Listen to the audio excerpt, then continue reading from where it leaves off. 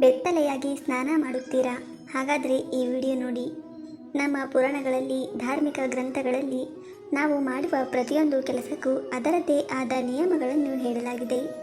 ಹಾಗೆ ಸ್ನಾನ ಮಾಡುವುದಕ್ಕೂ ನಿಯಮಗಳನ್ನು ಹೇಳಲಾಗಿದೆ.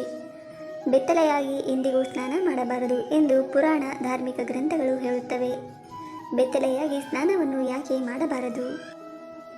ಆಗಾಗ್ಗೆ ಮನೆಯ ಹಿರಿಯರು ನಮಗೆ ಅನೇಕ ವಿಷಯಗಳಲ್ಲಿ ನಿರ್ಬಂಧ ಹೇರುವುದನ್ನು, ಅಂದರೆ ಅದನ್ನು ಮಾಡಬೇಡ, ಇದನ್ನು ಮಾಡಬೇಡ ಎನ್ನುವುದನ್ನು ನೀವು ಗಮನಿಸಿರಬಹುದು.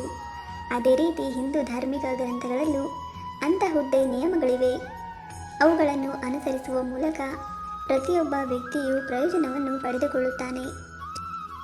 ನಮ್ಮ ಧಾರ್ಮಿಕ ಗ್ರಂಥಗಳಲ್ಲಿಯೂ ಒಬ್ಬ ವ್ಯಕ್ತಿ ಎದ್ದಾಗಿನಿಂದ ರಾತ್ರಿ ಮಲಗುವವರೆಗೆ ಹಾಗೂ ತಿನ್ನುವುದರಿಂದ ಹಿಡಿದು ಸ್ನಾನ ಮಾಡುವವರೆಗೆ ಕೆಲವೊಂದು ನಿಯಮಗಳನ್ನು ಹೇಳಲಾಗಿದೆ. ಶಾಸ್ತ್ರಗಳ ಪ್ರಕಾರ ಬೆತ್ತಲೆಯಾಗಿ ಸ್ನಾನ ಮಾಡುವುದು ಶುಭವೇ ಅಶುಭವೇ ಎನ್ನುವುದನ್ನು ಹೇಳಲಾಗಿದೆ.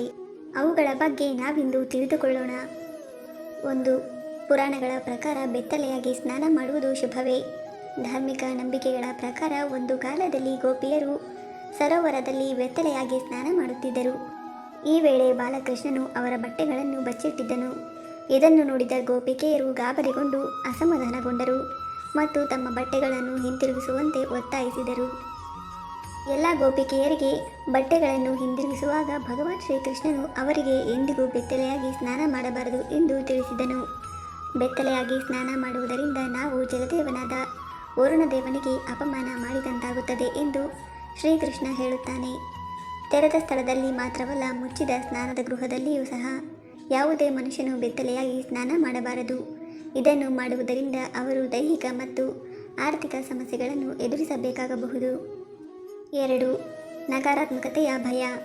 ಜನಪ್ರಿಯ ನಂಬಿಕೆಗಳ ಪ್ರಕಾರ ಒಬ್ಬ ವ್ಯಕ್ತಿಯು ಬೆತ್ತಲೆಯಾಗಿ ಸ್ನಾನ ಮಾಡಿದರೆ ನಕಾರಾತ್ಮಕ ಶಕ್ತಿಯು ಅವನ ದೇಹವನ್ನು ಪ್ರವೇಶಿಸುತ್ತದೆ. ಇದರಿಂದ ಆ ವ್ಯಕ್ತಿಯ ಮನಸ್ಥಿತಿಯು ನಕಾರಾತ್ಮಕವಾಗುತ್ತದೆ ಎನ್ನುವ ನಂಬಿಕೆ ಇದೆ. 3.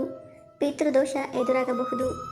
ಗರುಡ ಪುರಾಣದ ಪ್ರಕಾರ ಬೆತ್ತಲೆಯಾಗಿ ಸ್ನಾನ ಮಾಡುವ ವ್ಯಕ್ತಿಯು ಪಿತೃದೋಷದಿಂದ ಬಳಲಬೇಕಾಗುತ್ತದೆ.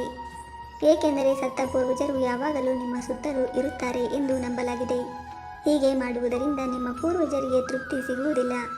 ಇದರಿಂದ ಪಿತೃದೋಷ ಉಂಟಾಗುತ್ತದೆ. ಈ ಕಾರಣದಿಂದಾಗಿ ಪೂರ್ವಜರು ಕೋಪಗೊಳ್ಳಬಹುದು ಮತ್ತು ಶಕ್ತಿ, ಸಂಪತ್ತು, ಸಂತೋಷ ಮತ್ತು ವೈಭವದ ಮೇಲೆ ಹಾನಿಗೊಳಿಸಬಹುದು. 4. ಲಕ್ಷ್ಮೀದೇವಿಯು ಕೋಪಿಸಿಕೊಳ್ಳಬಹುದು. ಧಾರ್ಮಿಕ ಗ್ರಂಥಗಳ ಪ್ರಕಾರ ಬಟ್ಟೆ ಇಲ್ಲದೆ ಸ್ನಾನ ಮಾಡುವ ವ್ಯಕ್ತಿಯು ಸಂಪತ್ತಿನ ದೇವತೆಯಾದ ಲಕ್ಷ್ಮೀದೇವಿಯಿಂದ ಕೋಪವನ್ನು ಎದುರಿಸಬೇಕಾಗಬಹುದು. ಲಕ್ಷ್ಮೀದೇವಿಯ ಅಸಂತೋಷದಿಂದಾಗಿ ವ್ಯಕ್ತಿಯ ಜಾತಕದಲ್ಲಿ ಧನಯೋಗವು ದುರ್ಬಲವಾಗಬಹುದು ಮತ್ತು ಆರ್ಥಿಕ ಸ್ಥಿತಿಯು ಹದಗೆಡಬಹುದು. ಈ ಮೇಲಿನ ಕಾರಣದಿಂದಾಗಿ ನಾವು ಎಂದಿಗೂ ಬೆತ್ತಲೆಯಾಗಿ ಸ್ನಾನ ಮಾಡಬಾರದು.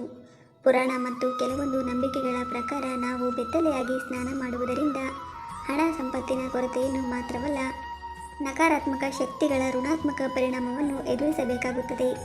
ಸ್ನೇಹಿತರೆ, ಮಾಹಿತಿ ಇಷ್ಟ ಆಗಿದ್ದರೆ ದಯವಿಟ್ಟು ವಿಡಿಯೋವನ್ನು ಲೈಕ್ ಮಾಡಿ. ಹಾಗೆ ನಮ್ಮ ಚಾನಲ್ಗೆ ಸಬ್ಸ್ಕ್ರೈಬ್ ಆಗೋದನ್ನು ಮರಿಬೇಡಿ. ಧನ್ಯವಾದಗಳು.